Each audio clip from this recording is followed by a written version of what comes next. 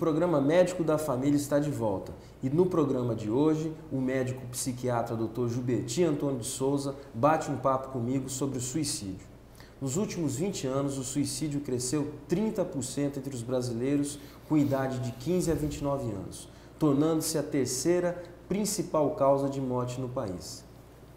Dr. Gilberti, mais uma vez agradeço a sua presença e lhe pergunto o seguinte: tem como identificar algum sinal de que aquele seu amigo, daquele seu familiar, que ele pode tentar vir cometer suicídio? Tem sim. Nessas circunstâncias, como em outras patologias, não é matemática. Mas quem convive sempre tem condições de identificar algumas coisas. Primeiro, mudança de conduta, mudança de atitude. Se num determinado momento, seu amigo, sua amiga, começa a ficar mais reflexivo, começa a se fazer mais questionamentos sobre o sentido da vida, começa a ler mais ou conversar mais sobre pessoas que se suicidaram, que se mataram, seja da vida política, seja da vida artística, entre os cantores principalmente. Se essa pessoa, principalmente se for jovem, que nós vemos aí que a faixa dos jovens é mais atingida, né, começa a se mostrar mais desanimada frente aos obstáculos. Então, teve alguma situação de frustração, o sofrimento é grande, é maior. Nós temos dificuldades de entender, compreender e aceitar essas frustrações, mas o jovem sofre. Como o senhor acredita que nós poderíamos ajudar esses jovens a lidar melhor com as frustrações? Desde a família. O núcleo familiar hoje mudou. O núcleo familiar hoje mudou. Então, se nós verificarmos quando nós éramos crianças, quando chegava a idade de brincar, nós íamos para o meio da rua, com os primos, com os vizinhos, batíamos, esfolávamos, voltávamos, chorava e, dependendo do choro, a gente apanhava em casa, né? Hoje nós botamos nas escolinhas. Tem uma sociabilização que é uma sociabilização muito frágil. Nós temos uma super preocupação em que as crianças terminam sendo muito fragilizadas. Não tem pior companhia para uma criança do que um adulto. As crianças precisariam ficar mais perto de crianças e sem supervisão. Sem supervisão, estar mais próximos de crianças. Segundo, é uma coisa que nós, da nossa geração, temos dificuldades de fazer, que é não oferecer tudo de mão beijada para os nossos filhos. Nós temos dificuldades em fazermos isso. Por quê?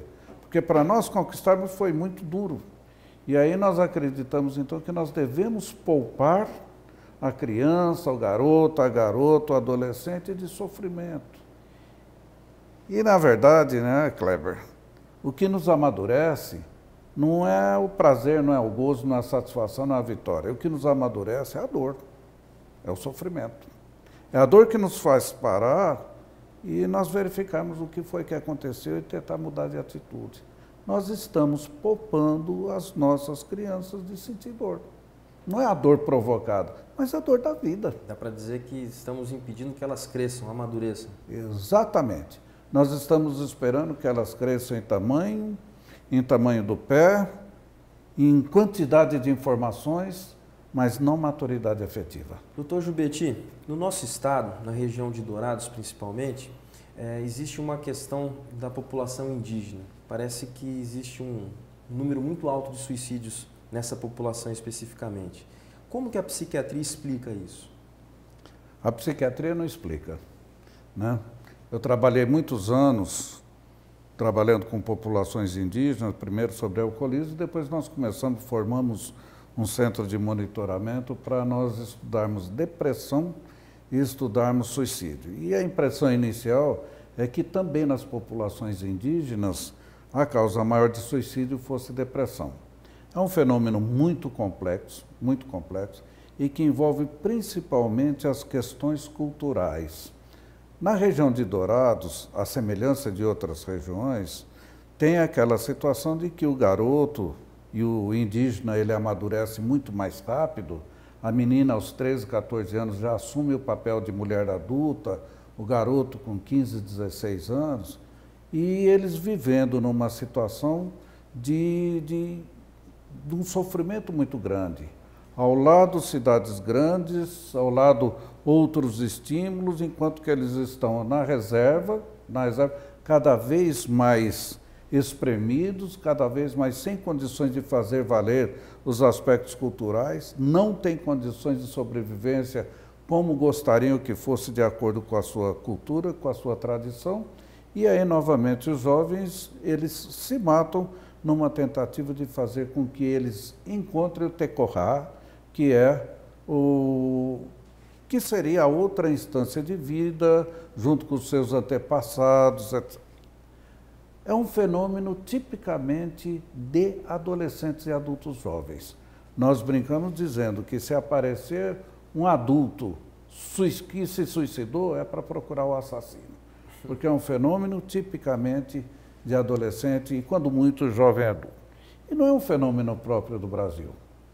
No Canadá, se teve uma grande quantidade de etnias que também aconteceram isso, né? Até que hoje se tem um grande esforço no sentido de, tanto quanto possível, reverter as condições naturais. E também na Austrália. Na Austrália, a conduta suicida do jovem, do aborígene, é tão semelhante quanto aqui no Brasil e quanto no Canadá. É interessante que no Brasil o pessoal fica focado na região de Dourados, mas tem outras regiões que têm suicídios também.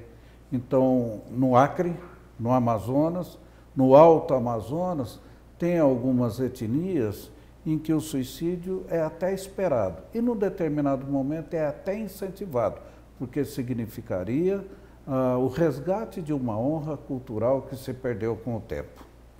Doutor Jubeti, como os familiares ou os amigos devem agir com alguém que tentou o suicídio? A primeira coisa é não criticar.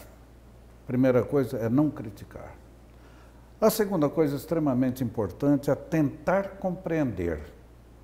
Não é entender. Entender é muito mais... É compreender, é ter uma atitude de afetividade. Compreender o que aconteceu e verificar se pode ser útil na construção da sua recuperação. Ou, se perceber que não pode ser útil na construção, não prejudicar mais. Porque uma vez que a pessoa tentou o suicídio e não conseguiu, ele teve o primeiro passo. Nós sabemos que teve o primeiro passo e não conseguiu, pode esperar que logo em seguida venha outra tentativa. E assim sucessivamente. Se não ocorrer a compreensão, se não ocorrer o apoio, as condutas ficarão muito mais frequentes e muito mais incisivas. Teve uma dupla de psiquiatras americanos, né, que dizia que quando a pessoa quer se mata mesmo dentro de um hospital extremamente guardado. Por quê? Quando a pessoa decide se matar, aí há a necessidade de fazer de tudo. Nós temos um exemplo histórico no Brasil dos negros amarrados no tronco.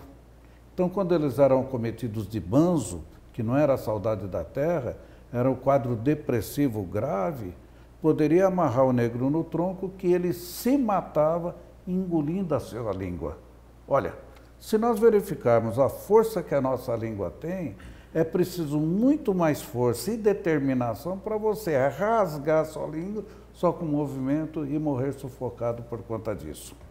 Então, o que há necessidade é de tentar compreender e verificar no que pode ser ajudado.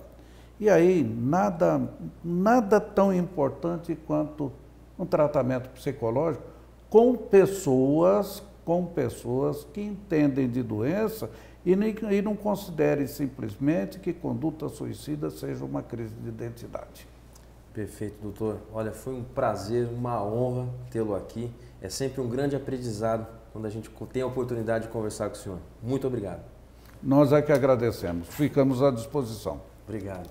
Se você tem críticas ou sugestões de temas, fale com a gente. Os nossos endereços, nosso e-mail e telefones estão todos aí na telinha. Desejo a todos um ótimo final de semana. O nosso compromisso é levar até você informação de qualidade. Eu espero você segunda-feira. Até lá!